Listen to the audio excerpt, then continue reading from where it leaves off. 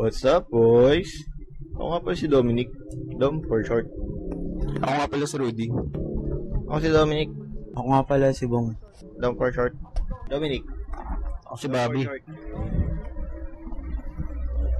Matagal na ba kayo rito? Matagal na kayo? Ano ginagawa niyo rito?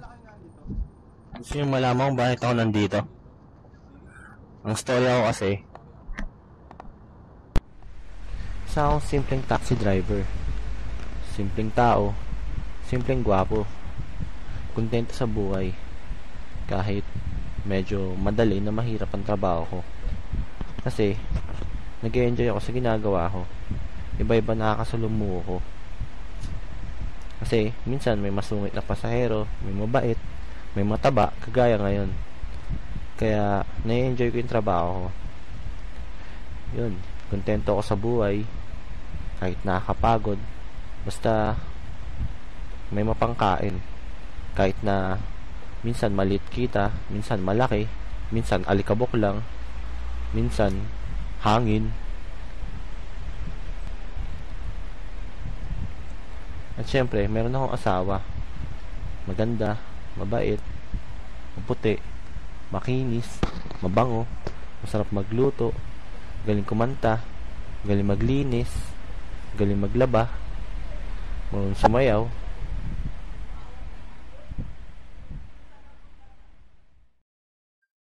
Masaya kami sa buhay. Kontento kami kahit yun nga, medyo maliit lang yung kita. Basta nakakakain ng 3 beses. Nakakatulog sa kahit manipis na kutsyon. Yun, may electric fan. Ayos lang. Basta magkasama kami. Kumakain. Nagkikwentuhan. Nanonood ng Pitbulaga. Wawawi. Survivor. Jezebel. Wala kasi kaming cable eh. Pero kontento pa rin kami. Kasi masaya talaga kami.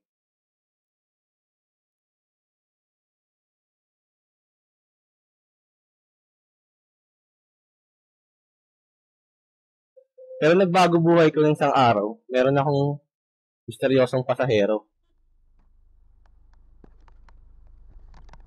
Hindi ko nga alam kung saan niya gustong pumunta eh. Pero may inabot siya sa akin. Isang calling card. Maraming pera doon. Gusto niya akong sumali sa isang drag racing team. Asahan kita. Malaki daw ang kita doon. Maliit na ang 20 mil sa isang araw. Naisip ko, dahil sa mahal ng presyo ng gas ngayon, gusto ko sumali para maangat ang buhay na. Kaya sinubukan ko. Okay sa beses. Tapos yun, pinaasahan yung ano, tuloy ko naman ng pera.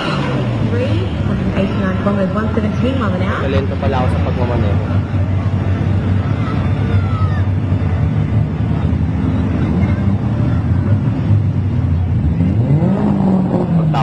Pagtapa ko ng gas.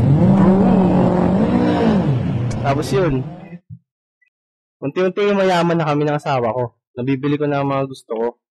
Nakakabili na ako ng matinong damit. Lahat. Cellphone, digicam, VCD, DVD. Pati laptop nakabili na ako. Ang tatak niya, Asus. Yun, tuloy-tuloy lang ako sa pagkarera.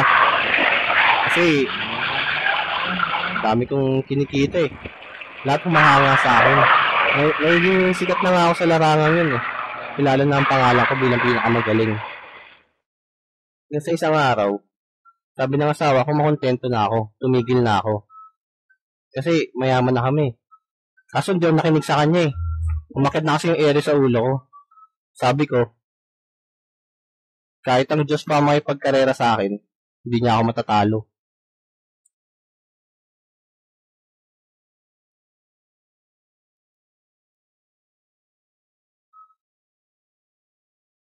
Pero nagkamali ako. Sana nakinig na lang ako sa asawa ko. Sana hindi na lang ako nagmayabang.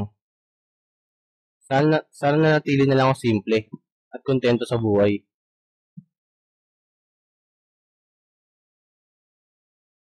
Yun, Kaya ako nandito. Ikaw naman. Bale, ito yung story ng buhay ko. Isa akong ordinaryong empleyado. Walang ginawa, kundi magtrabaho na magtrabaho. Para kumita ng pera, syempre. Isang araw, lumapit sa akin yung boss kong gwapo. May pinapabot siya sa akin.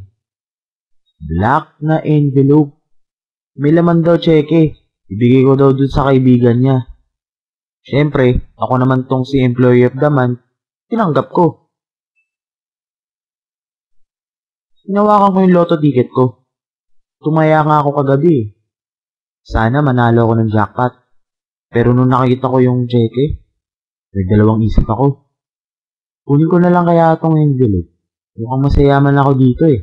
Saka, mukha naman ako hindi papamanalinin ni Lord. Kaya, ayun. Sinago ko yung tseke. Bulsa ko. Bali pauwi na ako nun galing trabaho. May kaba sa dibdib ko. Hindi ko may paliwanag kung bakit. Tapos nagulat na lang ako. Si boss, kasama mga goods niya.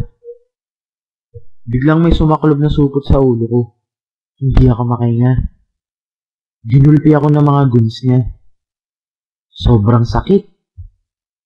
Sobra-sobrang parusan tinanggap ng katawan ko.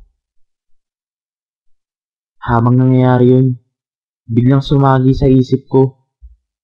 Tumaya nga pala ako ng loto. Nanalo kaya ako?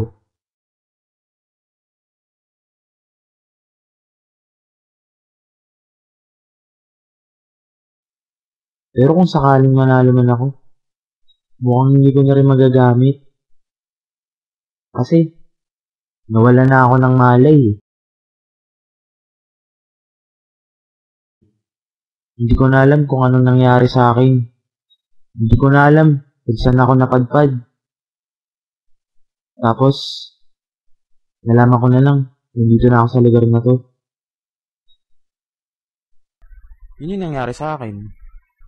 Eh, ikaw,